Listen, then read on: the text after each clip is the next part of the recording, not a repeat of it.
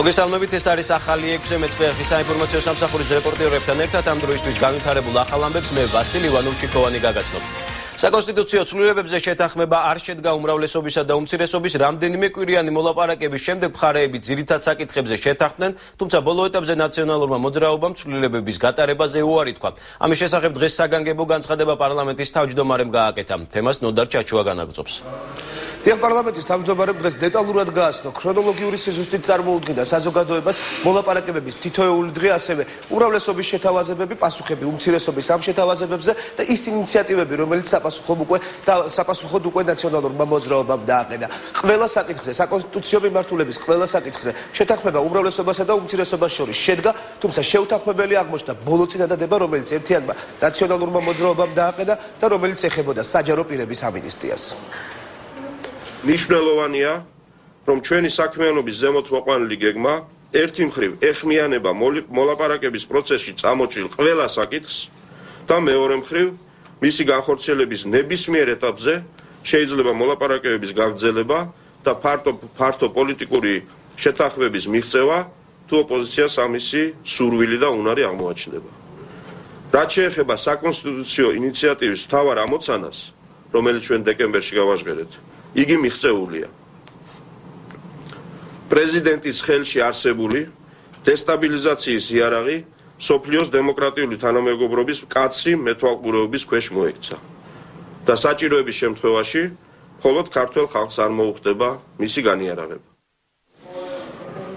უსუბაშვილის განცხადებას გამოეხმაურა უმცირესობის ლიდერი, რომელიც თავად იყო ჩართული მოლაპარაკების პროცესში და სწორედ ერთ-ერთ მიზეზად ამ წინადადებისა, რომელიც აღმოჩნდა შეუთანხმებლობის მიზეზი დაასახელა დავით ბაქრაძემ, ის რომ ვერანაირი კოჰაბიტაცია, ვერანაირი მოლაპარაკებები და შეთანხმება უმრავლესობასთან ვერ შედგება, თუკი უმრავლესობის წარმომადგენლები და ხელისუფლება გააგრძელებენ იმ დაკითხვებსა და ზეწოლებს, რომელიც მიმდინარეობს ერთიანი ნაციონალური წევრების მისამართით. თუ ჩვენ ვსაუბრობთ კოჰაბიტაციაზე, თუ ჩვენ ვსაუბრობთ იმაზე, რომ ნორმალურად ცხოვრობთ ერთ ქვეყანაში, თუ ჩვენ ვსაუბრობთ იმაზე, რომ თანხმდებით საკონსტიტუციო მოდელზე, რომლითაც პრეზიდენტი და მთავრობა ნორმალურად ურთიერთობენ. რა თქმა უნდა, ეს ყველაფერი ვერ მოხდება იმ ფონზე, როდესაც ამ წუთისთვის 15,000-ზე მეტი ადამიანია დაკითხული, მხოლოდ ერთადერთი ნიშნით, რომ ისინი არიან ამა თუ იმ ფორმით დაკავშირებული ნაციონალურ მოძრაობასთან. მე არ ვსაუბრობ ეგრეთ წოდებული გახმაურებული და რეზონანსული საქმეების გამოძიებებზე. მე არ ვსაუბრობ კვლელობების გამოძიებებზე, მე არ ვსაუბრობ წამების გამოძიებებზე. იქ რა ხდება კიდევ ცალკე თემა და ცალკე სასაუბროა. თავად მოლაპარაკებების პროცესი დღეს დადებითად შეაფასა ამერიკის ელჩმა, თუმცა აღნიშნა, რომ როგორც უმრავლესობამ, ასევე უმცირესობამ საერთო ენა უნდა გამოინახოს საერთო საკითხები და უნდა მოხდეს კომპრომისული წინადადებების დაყენება, ვინაიდან საერთო შეთანხმება საერთო ჯამში ხელს შეუწყობს როგორც დემოკრატიული პროცესების განვითარებას, ასევე სასარგებლო იქნება ქვეყნისათვის.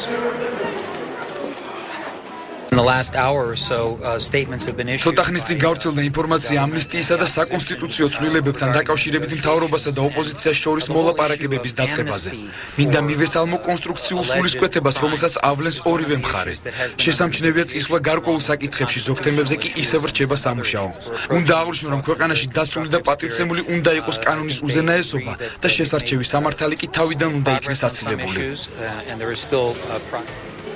უშედეგო მოლაპარაკებების მიუხედავად კონსულტაციები უმრავლესობასა და უმცირესობას შორის გაგრძელდება. დღეს პარლამენტის თავმჯდომარემ 7 პუნქტიანი შეთავაზებაც კი გააკეთა. ამ შეთავაზებებში გარდა საკონსტიტუციო საკითხებისა არის ასევე საარჩევნო კანონმდებლობის გადახედვა, რომელთან დაკავშირებითაც შეიქმნება პარლამენტში ინტერფრაქციული ჯგუფი, რომელშიც ექსპერტებთან და თავად დეპუტატებთან ერთად არასაპარლამენტო პარტიების წარმომადგენლებიც შევლენ. მადლობა ნოდარ ჩაჩუა საუბრობდა პირდაპირ ეთერში. პოლიტიკური განცხადებები დაიწყო დღევანდელი პლენარული სხდომა საკანონმდებლო ორგანოში. უმცირესობის წევრებმა ხელისუფლება 8 თებერვლის მოვლენებისა და თვითმმართველობებიდან თანამშრომლთა დათხოვნის გამო გააკრიტიკეს, რასაც უმრავლესობის პასუხები მოჰყვა. ცინიკურად ისინი ცდილობენ გარიგებებზე წავიდნენ ვიღაცებს შეხვდება თქვენი გაკეთებული საქციელის საზოგადოების ყურადღებას მივაპყრობ იმ განცხადებაზე, რომლითაც დეპუტატებს და მათ შორის მე ბრალი დამედო პოლიციელების ვითომ და შეურაცხყოფას. მთელი პასუხისგებლობით მინდა განმაცხადო, რომ თუ კი ვინმე შეურაცხყოფა მიაყენა 8 თებერვალს პოლიციელებს, მათ მუნდირს და ღირსებას, ეს იყო სწორედ სამინისტროს ხელმძღვანელობის დაუგეგმავობის და უნიათობის ბრალი. რა შემოგთავაზეს საპასუხოდ ამაზე ნაციონალური მოძრაობის წარმომადგენლებმა 15 თებერვალს, რომ კონსტიტუციური ცვლილებებისათვის საჭირო კვორუმის გაზრდილი იყო 2/3-დან 3/4-მდე, რომ პარლამენტის ადგილსამყოფელის თაობაზე ინიციირებული კონსტიტუციური ცვლილებებისათვის კენჭისყრა გადადებული იყო წლის ბოლომდე, რომ პრეზიდენტს დარჩენოდა ის უფლებამოსილებები, როგორც არის უფლებამოსილება გუბერნატორის დანიშვნის თაობაზე, ვეტოს დადების თაობაზე და სხვა. ჩვენ ვაპირებთ ორი კვირის ვადაში პარლამენტს მაინც წარუდგინოთ საჯარო მოხელეთა ამნისტიის შესახებ კანონპროექტი, ასევე ვაპირებთ მივიღოთ კონსტიტუციური ცვლილება, რაც ეხება პრეზიდენტს ერთპიროვნულ უფლებას, ასევე ვაპირებთ შექმნათ სახელმწიფო საკონსტიტუციო კომისია, საარჩევნო კომისია და ყველა ეს დანაპირები რაც შევასრულეთ, რაც მივეც საქართველოს საომრჩევლოს შევასრულოთ თავიდან ბოლომდე. საქართველოს საგარეო საქმეთა მინისტრი მაია ფანჯიკიძე იმედოვნებს, რომ დღეს პარლამენტი ახალ ელჩებს დაამტკიცებს. მინისტრის განმარტებით პარლამენტში 9 კანდიდატურაა დასამტკიცებლად წარდგენილი. მაია ფანჯიკიძემ იმ ელჩების შესახებაც ისაუბრა, რომლების პრეზიდენტის განკარგულების თანახმად უკვე გამოიწვიეს. მინისტრი ამბობს, რომ მათი მუშაობით უკმაყოფილოა.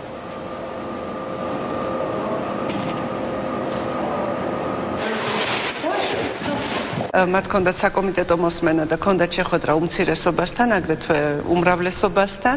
ყველაფერმა ძალიან კარგად ჩაიარა. ჩვენ წარდგენილი გვყავს ძალიან მაღალი დონის პროფესიონალები, ძალიან ბევრი მათგანი არის კარიერული დიპლომატი და უბრუნდება დიპლომატიურ სამსახურს. როგორც ჩანს, ჩვენი არჩევანი, რომელ ქვეყნებში შეგვეცვალა ელჩები, იყო სწორი, რადგანაც იმის და მიხედვით რა მომდის ეხლა მე ელჩებისგან და საელჩოებისგან სამწუხაროდ ვაფიქსირებ, რომ ისინი ძალიან ხშირ შემთხვევაში არ ასრულებენ სამინისტროდან მიღებულ დავალებებს. ელჩობის კანდიდატებს დღეს პარლამენტში უკვე მოусმინეს. რა ხდება მათი დამტკიცების საკითხი, ამას ქუთაისიდან მირიან გორგოძე გვეტყვის. დიახ, დღევანდელი სესიის მთავარი განსახილველი საკითხი სწორედ ელჩობის კანდიდატების განხილვა და შემდეგ დამტკიცება. სულ საუბარია 9 კანდიდატზე, ანუ უნგრეთში ელჩობის კანდიდატად წარდგენილია ზაზა კანდელაკი, ლატვიაში თეიმურას ჯანჯალია, ამერიკის შეერთებულ შტატებში არჩილ გეგეშიძე, ჩეხეთში ზაალ გოქსაძე, უკრაინაში მიხეილ უკლება, იტალიაში კარლოს იხარულიძე, საფრანგეთში ეკა სირაძე დელონე, ბელგიაში ნატალი საბანაძე და ავსტრიაში კონსტანტინე ზალდასტანიშვილი. ელჩობის კანდიდატებმა, ასე ვთქვათ, საკომიტეტო მოსმენები უკვე წინა დღეების განმავლობაში გაიარეს და დეპუტატების შეკითხვებს უპასუხებს. საპარლამენტო უმრავლესობა ერთხმად ხარს უჭერს წარმოდგენილ კანდიდატურებს და ამბობს, რომ წარმოდგენილი კანდიდატურების პროფესიონალიზმში ეჭვი-არეპარებად, რაც შეეხება საპარლამენტო უმცირესობას, მათ შეიძლება დამატებითი კითხვები ჰქონდეთ გარკვეულ კანდიდატებთან დაკავშირებით, თუმცა საბოლოოდ ისინი აცხადებენ, რომ ქვეყნისათვის მნიშვნელოვანი საკითხის გადაწყვეტას ხარს დაუჭერენ და საბოლოოდ ისინი ელჩობის კანდიდატებს დღევანდელ სესიაზე ხარს დაუჭერენ. ეხლა ჩვენ პირდაპირ ეთერში შეგვიძლია თავად ელჩობის რამდენიმე კანდიდატის კომენტარი მოვისმინოთ. საფრანგეთი ერთ-ერთი ყველაზე მნიშვნელოვანი პარტნიორია ამ შემთხვევაში, არა მხოლოდ ევროინტეგრაციის თვალსაზრისით, არამედ ასევე ევროატლანტიკური ალიანსში ინტეგრაციის თვალსაზრისით.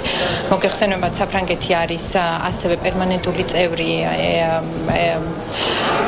გაეროს უშიშროების საბჭოს და შესაბამისად აი ამ ყველა მიმართულებით მომიწევს საფრანგეთის ხელისუფლებასთან მუშაობა.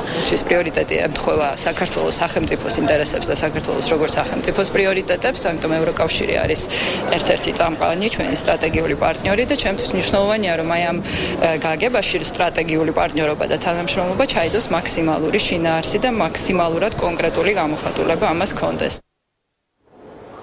დიახ, კენჭისყრა ელჩობის კანდიდატებზე დღევანდელი სესიის ბოლოს გაიმართება. ამის შემდეგ უკვე პროცედურულად თუკი პარლამენტმა მხარი დაუჭირა წარმოდგენილ კანდიდატურებს, შემდეგ პრეზიდენტმა უნდა მოაწეროს ხელი და ამის შემდეგ გარკვეული პერიოდის შემდეგ ელჩები უკვე საკუთარი უფლება-მოვალეობების შესრულებას შეუდგებიან. მადლობა პარლამენტიდან პირდაპირ ეთერში მირიან გორგოძე საუბრობდა. ნატოს საბჭო საქართველოში ჩამოვა განცხადება ამის შესახებ ცენტრალურ აზიასა და სამხრეთ კავკასიაში ალიანსის გენერალური მდივნის სპეციალურმა წარმომადგენელმა გააკეთა. ჯეიმს აპატურაის თქმით, საქართველოში ნატოს საბჭოს ვიზის ალიანსის გენერალური მდივანი უხელმძღვანელებს. ვიზიტამდე ბრიუსელში საქართველოს თავდაცვის მინისტრი ნატოს მინისტერიალში მონაწილეობს. ამ წუთებში ირაკლი ალასანია შეხვედრაზე სიტყვით გამოდის. First, we're very pleased მოხარულები ვართ, რომ ნატოს საბჭოს საქართველოში ჩამოვა, მინდა გითხრათ, რომ საბჭოს წევრები ხშირად არ მოგზაურობენ და ეს მათი მესამე ვიზიტი იქნება. რაც ნატოს მხრიდან საქართველოს წინაშე აღებული ვალდებულების დასტურია. ვიზიტი, რომელიც გადაიდო, იყო არა ნატოს საბჭოს, არამედ სამხედრო კომიტეტის ვიზიტი, რომელიც უმაღლესი სამხედრო ორგანოა. იმ დროისთვის, როცა კომიტეტის წევრები უნდა ჩამოსულიყვნენ, გაურკვევლობა იყო გენერალური შტაბის უფროსთან დაკავშირებით. უფროსი ჯერ არ ასრულებდა თავის მოვალეობას. სამხედრო კომიტეტს კი როგორც წესი გენერალური შტაბი მასპინძლობს. ამ შემთხვევაში კი მასპინძელი არ არსებობდა. ამიტომ ვიფიქრეთ, რომ უკეთესი იქნებოდა სამხედრო კომიტეტის ვიზიტი გადაგვედო. ახლა კი დაიგეგმა საბჭოს ვიზიტი, რომელსაც გენერალური მდივანი ხელმძღვანელობს. გენერალური მდივანი და საბჭო საქართველოში ერთად ჩამოვნენ. ჩვენ შევხვდებით პრეზიდენტს და პრემიერ-მინისტრს, პარლამენტის წევრებს, ოპოზიციას და სამოქალაქო საზოგადოებას. ჩვენ გვინდა შევხვდეთ ქართულ ხალხს და როგორც თქვი, გვექნება ორი მთავარი გზავნილი მათთვის. ის რომ ნატომ მხარს უჭერს საქართველოს ტერიტორიულ მთლიანობას, მის მიმართულებას ევროატლანტიკურ სტრუქტურებისაკენ და ასევე მე დარწმუნებული ვარ, რომ საბჭოს უნდა ქვეყანაში პოლიტიკურმა პარტიებმა კონსენსუსს მიაღწიონ. კოჰაბიტაცია რთულია, ნატოს ქვეყნები ამას აკეთებენ ზოგჯერ უფრო მარტივად, ზოგჯერ უფრო რთულად. საქართველო ახალგაზრდა დემოკრატიაა. ამიტომ ნორმალურია, რომ ყველაფერი ისე მარტივად არ არის, როგორც უფრო გამოცდილ საპარლამენტო დემოკრატიებშია. თუმცა მოვიდა დრო, როცა სხვადასხვა პოლიტიკურმა პარტიებმა უნდა ითანამშრომლონ. უნდა აღვნიშნო, რომ ჩვენ ძალიან წარმატებით თანამშრომლობთ ბატონ ალასანიასთან და ზოგადად მთავრობასთან, პრემიერ-მინისტრთან. რასაც მინისტრი ალასანი აკეთებს, ეს არის ჩვენი მთავარი საქმე, რაც მოიცავს სამხედრო რეფორმას საქართველოში და სამხედრო მისიას ავღანეთში. მეცხრე არხის საინფორმაციო სამსახური პირდაპირ ეთერში დაბრუნდა. მიიღო თუ არა გიგა ნასარიძის ორგანიზაცია საქართველო არ იყიდება უკანონოდ 2.600.000 ლარი. სტატიას ნაციონალური მოძრაობის საეჭვო ფულად ოპერაციებზე გაზეთი ყველა სიახლე დღევანდელ ნომერში აქვეყნებს. ორგანიზაციის სავარაუდო დაფინანსების სქემას დღეს გვანცა პაპავაძე არკვევდა. გამოქვეყნებულ სტატიაში ნაციონალური მოძრაობის სასარგებლოდ განხორციელებული საეჭვო ფინანსური ოპერაციების შესახებ არის საუბარი. სტატიაში წერია, რომ ამის ერთ-ერთი მაგალითი არის გიგა ნასარიძის მიერ დაფუძნებული ორგანიზაცია საქართველო არ იყიდება, რომლის წინასაარჩევნო შემოწირულობებმა მთლიანობაში 2.600.000 ლარი შეადგინა. თუმცა აქ უფრო მნიშვნელოვანი არის თავად შემომწირულები. დღეს ჩვენ რამდენიმე მათგანს ვესტუმრეთ, მაგალითად თბილისში მცხოვრებ კახაბერ ნადაბაიძე ნადაშვილი, რომელმაც ორგანიზაციას 13.000 ლარი გადაურიცხა. აღმოჩნდა, რომ საერთოდ არ მუშაობს. ნაცნობები კი ამბობენ, რომ მათ ეჭვიეპარებათ, რომ კახაბერ ნადაშვილმა რომელიმე ორგანიზაციას ამ რაოდენობის თანხა შესწირა. თქვენი აზრით ამ ადამიანს 53.000 ლარის გადარიცხვა რომელიმე ორგანიზაციისთვის შეეძლო? ისეთი ფინანსური მდგომარეობა აქვს მას? მაგას? დიახ. არიცი, შეიძლება აქვს, შეიძლება არ აქვს. მაგრამ არ მუშაობს. არ მუშაობს, არც არ მუშაობს, მაგით. ამ ადამიანს, აი ესე როგორც ისევ მეზობლურად, ხო? გადაერიცხა 53.000 ლარი რომელიღაც ერთ-ერთი ორგანიზაციის. არ მგონია. ხოლმე თანხაზე არცებს ვერ არ ვიცი, ნამდვილად არ ვერაფერი. მე არ რეალურად გეკითხეთ, რომ ნამდვილად რაც შეეხება თავად ორგანიზაციის დამფუძნებელს გიგა ნასარიძის განცხადებით, შემწირველებმა ორგანიზაციას თანხა საკუთარი ნებით გადაურიცხეს. აღიარები ცდილობდნენ თანხებს შეულებიათ ყველა საკუთარ არ ვიცნობ, ზოგი მეგობარია, ზოგი მეგობრის მეგობარია, ზოგი უბრალოდ ზოგი საერთოდ არ ვიცნობ, მაგრამ ზოგადად ცდილობდნენ თანხებს და არავინ მათ არ დადგომია იარაღით და თავისუფლები არ დაიქახა. ეს შეულებრივი შემოსეველი ანგარიშის ნომერი ცნობილი იყო და ყველა თავისი ნებით ცდილობდა ამ თანხას. საპარლამენტო უმრავლესობაში არ გამორიცხავენ, რომ ნაციონალური მოძრაობა მათ სასარგებლოდ განხორციელებული სამუშაოსათვის ორგანიზაციებს აფინანსებდა, თუმცა ისინი ამბობენ, რომ არიციან იყო თუ არა მათ შორის გიგა ნასარიძის ორგანიზაცია, მათი განცხადებით სიმართლე გამოძიებამ უნდა დაადგინოს. თუ რას ამბობენ ამ საკითხთან დაკავშირებით საპარლამენტო უმცირესობის წარმომადგენლები, დეტალები ნახეთ ჩვენს მთავარ გამოშვებაში ზუსტად 9 საათზე. მადლობა, ეს გვანცა პაპავაძე იყო. მორიგი გახმაურებული სისხლიანი სპეცოპერაცია და კიდევ ერთი ბრალდება ყოფილი მაღალჩინოსნების წინააღმდეგ. 2006 წლის 12 იანვარს ნავთლუღის ავტოსადგურთან ოპერაციის შედეგად მოკლული 3 აჭარელი ახალგაზრდა მამაკაცის საქმეზე დათა ახალაიას, მეგის ქარდავასა და გურამ დონაძეს შესაძლოა სისხლის სამართლებრივი პასუხისმგებლობა დაეკისროთ. შეგახსენებთ, რომ ოფიციალური ვერსიით სპეცოპერაცია რუსთავის ციხეზე განსახორციელებული თავდასხმის თავიდან აცილების მიზნით ჩატარდა, თუმცა გარდაცვლილების ოჯახის წევრები და უფლებადამცველები აღნიშნულს კატეგორიულად კატეგორიულად უარყოფენ. ჰქონდათ თუ არა 2006 წელს მოკლულ ახალგაზრდებს სესხსასროლი იარაღი და რა შეადანაშაულებენ გარდაცვლილების ახლობლები დათა ახალაიას, მეგის ქარდავასა და გურამ დონაძეს. დეტალები 9 საათზე ჩვენს მთავარ გამოშვებაში. შემოვიდა ორი სპეცნაზის ერთად მეგის ქარდავა და გამიყვანა თავის კაბინეტში. სპეცნაზი გავიდა, უთხრა გადით ყველასო, სეიფი გააღო, გამოიღო ავტომატი, გადატენა და პირდაპირ პირში მეტანა და ჩამთხარა და არა, ჯერ სანამ პირში ჩამთხარა და ესე მეუბნება. შენ ჩემ ცოლშვის და იგნება მე თუ შენ არ დაგბრიდო. გამიგე? თუ მე რასაც გეტყვი, ისე არ დაწერ ყველაფერს. ეს ბაღნები იყვენ უდანაშაულოდ. ჩაცხილეს. და მე რა ვიცი რა. დიარაღები დაუდვიათ, სანახად შემაშვილმა იარაღი წალკაში იყო სიმამრთან. სიმამრიდან მოდიოდა ჩვენებურად არის ბაირამი. ბაირამი იყო იქა და მოდიოდნენ სახლში. ამ ავტოსადგურში ჩამოვიდნენ და ისინი აპირებდნენ რომ დასულიყვნენ. ამის შემდეგ დასულიყვნენ დასავლეთში, თავიანთ საცხოვრებელ სახლებში. ბუნებრივია და ეს ვერსია არის რეალურთან ახლოს და ზუსტად ემთხვევა, ვიდრე გამოძიების თითიდან გამოწვეული ის ვერსია, თითქოს და აქ იგეგმებოდა ისეთი სიუჟეტი, მძაფრი კოშკურების აფეთქებისა, შეიარაღებული თავდასხმა რუსთავის ციხეზე.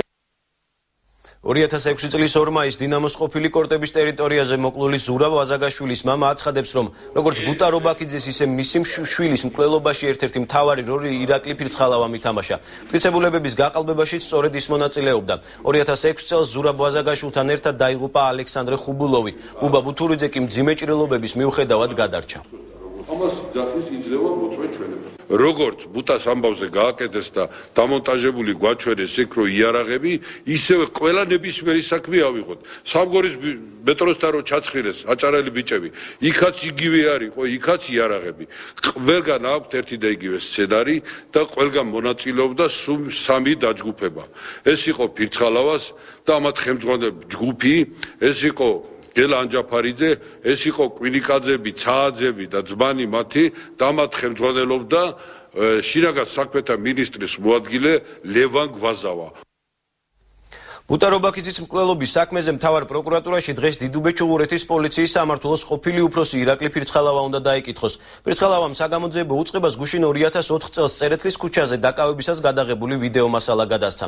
მივიდა თუ არა პოლიციის ყოფილი უფროსი პროკურატურაში, ამას ზვიად ხუჯაძე გვეტყვის.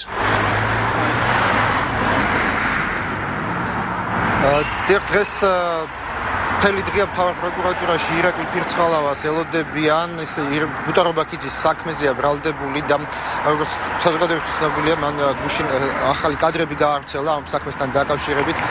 დღე ამ წუთამდე გუტა რობაქიძის მკვლელობის საქმეში ბრალდებული ირაკლი ფირცხალავა ჯერ პროკურატურაში არ გამოჩენილა. ის ელოდება ადვოკატს, რომელთან ერთადაც აპირებს მოვიდეს პროკურატურაში, თუმცა მანამ პროკურატურაში მოვიდა გუტა რობაქიძის მშობლები. ია მეტრეველს მედიისათვის კომენტარი არ გაუკეთებია, ხოლო სოსო რობაქიძემ შესწავლით განაცხადა, რომ მას გამოძიებასთან შეკითხვები აქვს სწორედ გუშინ გავრცელებული ახალი ვიდეო მასალის გამო. ჩვენ ახლა შეგვიძლია ვნახოთ სოსო რობაქიძის კომენტარი. ვისაც შეერაგებული თვალი აქვს, ნახავდა რომ ჯერ ერთი 4 წუთში თუ მივიდა იქა, მე ვიცი რომ 4 წუთში მივიდა ბაშალეიშვილი და 2 წუთში მოხდა გასროლა და 5 წუთში როგორ მოასწროს 20 ეკიპაჟმა მისვლა ლენტების გაბმამ და რა თქმა უნდა ჩასმულია ის ძველი იარაღები, სადაც ბევრი პატრულია და ეს გასროლა აი ეს ზუსტად აი ექსპერტი ამ ყალბ გასროლას დაამტკიცებს რა. დროის ამბავს დაამტკიცებს. ეს გასროლა არის ყველაზე მეტი თამატებული, მეტი არა. ამ დროისათვის უკვე სოსო რობაქიძემ მთავარ პროკურატურად დატოვა და მან ჟურნალისტებისათვის კომენტარი არ გაუკეთებია. შეგახსენებთ, დღეს მთავარ პროკურატურაში მთელი დღე ელოდებიან გუშინ გავრცელებული კადრების ავტორს ირაკლი ფირცხალავას, რომელიც გუტა რობაქიძის საქმესთან დაკავშირებით უნდა დაიკითხოს. მადლობა ზვიად, პირდაპირ ეთერში ზვიად ხუჯაძე საუბრობდა. ყინწვისის საქმეზე ბრალდებული ყოფილი პოლიტპატიმრები მათი საქმეების გადახედვასა და ხელახალ დაკითხვას მოითხოვენ. საქმის დეტალებზე ყოფილმა პოლიტპატიმრებმა ნიკოლოზ გოგუაძემ, მახარეს ისაურმა და რამაზ ღვალაძემ ადვოკატთან ერთად პრესკონფერენციაზე ისაუბრეს. როგორც მათ განაცხადეს, მათი მხრიდან გადატრიალების მცდელობას ადგილი არ ქონია მათივე განმარტებით. აღნიშნულ საქმეზე გორში გამოძიება 333 მუხლით მიმდინარეობს, თუმცა მათი უმეტესობა არ დაკითხულა. გოგუაძემ ის პირები დაასახელა, ვინც ყინწვის თავისუფლებისათვის სპეცოპერაციაში მონაწილეობას იღებდა. ისინი წინასწარ ნდობას უცხადებენ სასამართლოსა და იუსტიციის მინისტრის თეა წულუკიანის უწყებას. მინდა დავასახელო კონკრეტული ადამიანები და პიროვნებები, ვინც ღებულობდნენ ჩვენს დაკავებაში და წამებაში უშუალო მონაწილეობა. და შიდა ქართლის სამხარეო შინაგან საქმეთა სამინისტროს მთავარი სამმართველოს უფროსი ვოვა ჯუღელი, ასევე მისი თანამშრომელი ალეკო ელოშვილი, ასევე ლევან და მეგის ქარდავები. უშუალო სპეცოპერაცია ჩაატარა კუდის სპეცრაზმა. ამ კუდის სპეცრაზმში ძალიან აქტიურობდა ვინმე შელია, ასევე კუდის ქვედანაყოფის ხელმძღვანელი ვინმე თავთუხაშვილი. მოხდეს დობის ჯგუფთან ჩამოყალიბებამდე იმ გამოძიების წარმართვა, რომელიც არის შიდა ქართლში, რომელიც არის 333, ეს არის სამოხალეო დანაშაული ლაბარაკი, სადაც ერთმნიშვნელოვნად გაირკვევა დი გასცა ბრძანება იმისთვის, რომ ყინწვისში ჩატარებულიყო სპეცოპერაცია. 10 თვის ბარბარე რაფალიანცის საქმეს ახალი გამომძიებლები უხელმძღვანელებენ. ამის შესახებ ჟურნალისტებს რაფალიანცის ოჯახის წევრებმა შინაგან საქმეთა მინისტრთან შეხვედრის შემდეგ განუცხადეს. დალი მექერიშვილის თქმით, ირაკლი ღარიბაშვილს მათ საქმის ახალი დეტალები გააცნეს. კერძოდ აუდიო მასალა, სადაც გამოკვეთილია ის ფაქტი, თუ ვინ იყო 10 თვის ბავშვის გადაცემის დამკვეთი და შემსრულებელი. ოჯახის წევრები სხვა ინფორმაციის გავრცელებისგან თავს იკავებენ იმ მიზეზით, რომ გამოძიებას ხელი არ შეეშალოს. ნამდვილად არ იცოდა ახალი დეტალების შესახებ არაფერი. ეს ახალი დეტალები პირადად მინდოდა რომ გამეცნო და პირადად გავაცანე კიდეც და იმედი მოგცა რომ ძალიან მალე დაიწყება ანუ შეგვიცვლის გამომძიებლებს და ახალი საგამომძიებო ჯგუფი ჩამოვა. სავარაუდო ეჭვმიტანილი უთხარი არსებობს ჩანაწერები, რომელიც ძალიან კარგად ჩანს იმ ჩანაწერებში, მკვლელიც და დამკვეთიც. გვაქვს ინტერესი რომ გამოიძებენ ახალი გამოძიება იქნება ხელახლა დაწყებული და გამოიძებენ ეს მკვლელები კაფეოდ გამოიხატებიან არის ვიდეო ჩანაწერზე რომ არიან მკვლელები გამოხატული, მაგრამ ის გამოძიება ის მოსამართლეები არ იძიებდნენ იმას, იმიტომ არიან ძველი ნაციონალები დარშენილები. სასჯელ ახსრულებისა და ჯანდაცვის სამინისტროების წარმომადგენლება საქართველოს ექიმთა ასოციაციასთან ერთად დაავადებათა ახალი ჩამონათვალი შეიმუშავეს, რომლის საფუძველზეც მშავდებულების სასჯელის მოხდისგან გათავისუფლდებიან. ბრძანებულებას ხელი უკვე მოაწერა ჯანდაცვის მინისტრმა, დამტკიცდა იმ მძიმე დაავადებათა ჩამონათვალი, რომელიც პატიმრის გათავისუფლებას ითვალისწინებს. ამგვარ დაავადებებს შორის მოხდა ტუბერკულოზი, ავთვისებიანი სიმსივნე და აივ ინფექცია. პირველი სამედიცინო დოკუმენტაციის შემოდის ჯანდაცვის და სასჯელ ახსრულების სამინისტროებმა საქართველოს ექიმთა ასოციაციასთან ერთად შეიმუშავა დაავადებათა ახალი ჩამონათვალი, რომლის საფუძველზეც მოხდება მშავდებულთა გათავისუფლება. საზოგადოებამ კარგად გაიაზროს ამ ბრძანების და კომისიის მნიშვნელობა და არამც არ უნდა მოხდეს ამ კომისიის გაიგივება მშავდებულთა გათავისუფლების სხვა მთავარ მექანიზმებთან, როგორც არის მაგალითად შეწყალების კომისია, ან როგორც არის პირობით ვადამდე გათავისუფლების კომისია. საზოგადოებას შევპირდით, რომ მოხდებოდა იმ დაავადებების ნუსხის გადახედვა, რომელიც შეიძლება გახდეს სასჯელისგან განთავისუფლების საფუძველი. ეს პროცესი დასრულებულია და დღეს ჯანდაცვის და სასჯელ ახსრულების სამინისტროები ექიმთა ასოციაციასთან და დამოუკიდებელ ექსპერტებთან ძალიან აქტიური თანამშრომლობის შედეგად უკვე წარმოგიდგენთ ბრძანების განახლებულ ვერსიას. ბრძანება გამოქვეყნებულია საკანონმდებლო მაცნეში, ასევე იგი გახდება საჯარო როგორც ჯანდაცვის სამინისტროს, ასევე სასჯელ ახსრულების სამინისტროების ვებგვერდების საშუალებით. სიღნაღის მუნიციპალიტეტის სოფელ ჯუგაანში ორთვიანი კარანტინი გამოცხადდა. ეს გადაწყვეტილება მუნიციპალიტეტის გამგეობა მას შემდეგ მიიღო, რაც 12 თებერვალს ტურამ 2 ადამიანი დაკვინა. სიღნაღის მუნიციპალიტეტის გამგებლის მოვალეობის შემსრულებლის რამაზ პოპიაშვილის თქმით, 2 თვის განმავლობაში ცოფის კერის ტერიტორიაზე კონტაქტირებული ადამიანები და შინაური ცხოველების ვაქცინაცია მოხდება. სოფელ ჯუგაანში ტურამ დაკვინა 2 ადამიანი. ის შედეგად სპეციალისტის მიერ იქნა სოფლის მეურნეობის სამინისტროს ლაბორატორიაში გადაგზავნილი პათოლოგიური მასალა, სადაც დადგინდა, რომ ტურა იყო ინფიცირებული ცოფით. ამის შედეგად ჩვენ მოვახდინეთ ღონისძიებები, პრევენციული ზომები და გამოაცხადეთ სოფელ ჯუგაანი არაკეთილ საიმედო ცოფის. ეკონომიკის სამინისტრო ინტერნეტ პორტალ YouTube-ზე განთავსებულ მასალას გამოეხმაურა ვიდეოში ინდოეთის მოქალაქე თავის თანამემამულეებს კახეთში მიწის ყიდვას თავაზობს და იაფ მუშახელზე და მიწის უპირატესობაზე საუბრობს. ეკონომიკის მინისტრის მოადგილეს დიმიტრი ქუმსიაშვილის განცხადებით სახელმწიფო საკუთრებაში არსებული სასოფლო-სამეურნეო დანიშნულების მიწების პრივატიზება ახალი კანონის ამოქმედებამდე არ იგეგმება. სახელმწიფოდან ჩვენი ხელისუფლების პირობებში აღნიშნული მიწა გადასაყიდად ვერ მოხდებოდა, რაც ეხება კერძო პირების საკუთრებაში არსებულ მიწას, აქ ჩვენ კონსტიტუციური ინსტრუმენტი იმისა, რომ ვაკონტროლოთ გარიგებები ჯერჯერობით არ აგვაქვს, თუმცა ვნახოთ ახალი კანონი რას შემოგთავაზებს. ქართველი მეთევზეები ხელისუფლებას დახმარებას თხოვენ მეთევზეთა კავშირის ხელმძღვანელის განცხადებით რამდენიმე ასეული მეთევზე დამატებითი ლიცენზიის მოლოდინშია. იმ შემთხვევაში თუ ლიცენზიას ვერ მიიღებენ მუშაობასაც ვეღარ გააგრძელებენ. მეთევზეებს შუამდგომლობას ენერგეტიკისა და ბუნებრივი რესურსების სამინისტროსთან ადგილობრივი ხელისუფლება უწევს. ისინი პრობლემის მოგვარებას უახლოეს მომავალში ელოდებიან.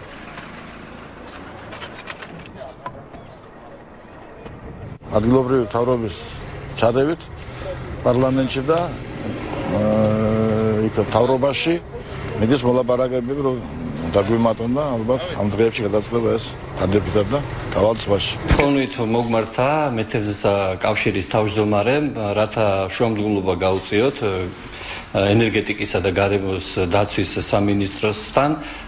ჩვენ მოვამზადეთ წერილი და მიმართეთ ბატონ მინისტრს. დანგრეული კედლის ჩრდილი ასე ქვია ზურაბ აბაშიძის ახალ წიგნს, რომლის პრეზენტაციაც TBC გალერეაში მოეწყო. წიგნში ასახულია საქართველოს 90-იანი წლები და მსოფლიო წესრიგის ჩამოყალიბება. ზურაბ აბაშიძის თქმით, მისი ყურადღების საგანი მსოფლიოში და ჩვენს ირგვლივ მომხდარი მთავარი მოვლენები გახდა, რომელიც ქართულ წყაროებში ნაკლებად არის გაშუქებული. მისივე თქმით, 90-იანი წლები იმით არის განსაკუთრებული, რომ საქართველოს ამ პერიოდში დამოუკიდებლობა აღიდგინა.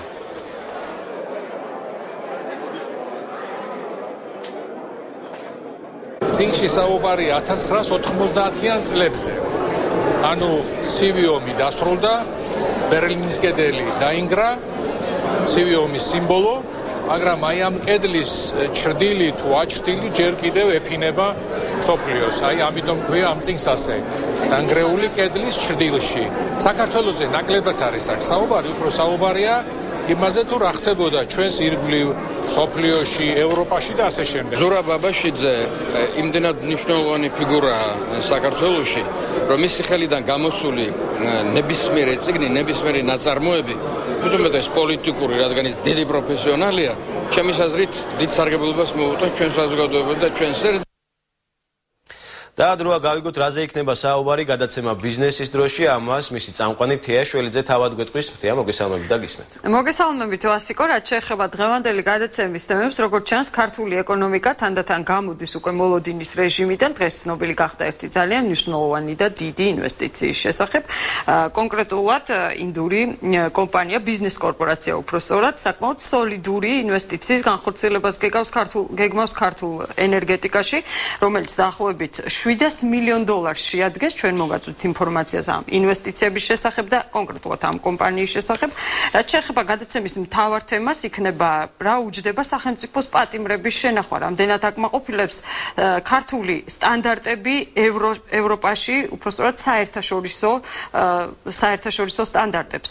ჩვენი გადაცემის სტუმარი იქნება სასჯელ ახსულების მინისტრის მოადგილე არჩილ თალაკვაძე და ასევე არასამთავრობო ორგანიზაცია ციხის საერთაშორისო რეფორმის რეგიონული დირექტორი ცირა ჭანტურია. და ბოლოს კიდევ ერთი თემა, რომელიც ამჯერად შეეხება ანაბრების თემას, სად გაქრა ანაბრები, ეს დაახლოებით 20 წელია ამ თემაზე საუბარი მიმდინარეობს და ძალიან ხშირად ხდება გარკვეული პოლიტიკური ძალების მიერ ამ თემის წამოწევა, თუმცა ეს თემა კვლავაც ვალად რჩება და თემა პრაქტიკულად წინ არ მიდის ეს საკითხი. ჩვენი გადაცემის სტუმარი იქნება პროფესორი მიხეილ ჯიბუტი. დიდი მადლობა თეა, ასეთი იქნება ბიზნესის დრო, რომელიც 8 საათზე დაიწყება. საინფორმაციო სამსახური კი პირდაპირ ეთერში თამთა სანიკიძესთან ერთად ზუსტად 9-ზე დაბრუნდება. დროებით.